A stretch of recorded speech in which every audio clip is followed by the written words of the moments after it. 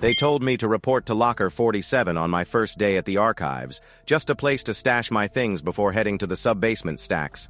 The facility was buried beneath the old university library, a labyrinth of forgotten documents, records, and dust older than the building itself. Locker 47 was at the end of the hall, but there was also a Locker 48. I almost missed it, wedged between a support beam and the corner wall, narrow, unlit, and rusted shut. Its number wasn't stamped metal like the others, just scratched in by hand. I asked the supervisor. "There is no 48, she said. Never was. That night I dreamed of it. Of a hallway that stretched longer than it should, lined with lockers bearing no numbers, all leading to a door marked simply, Reading Room 9.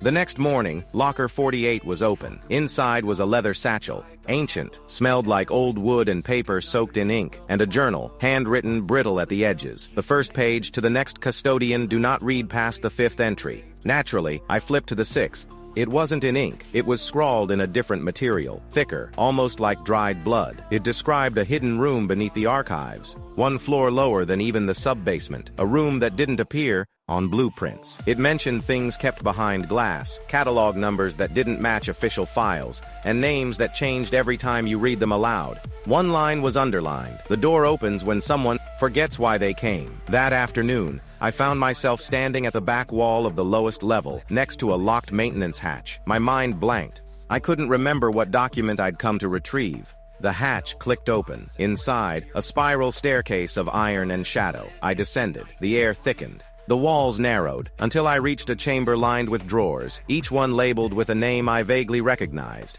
Mine was the last. Inside was another journal, identical, except this one was written entirely in my handwriting. The final page read, "You will find this locker again when you need it most, but by then it will not be empty." I turned to leave, but the staircase was gone, replaced by another locker, open, and from inside, something softly whispered my name, like it had read it from a page that hadn't been written yet. Like, comment, and subscribe before your name ends up filed away.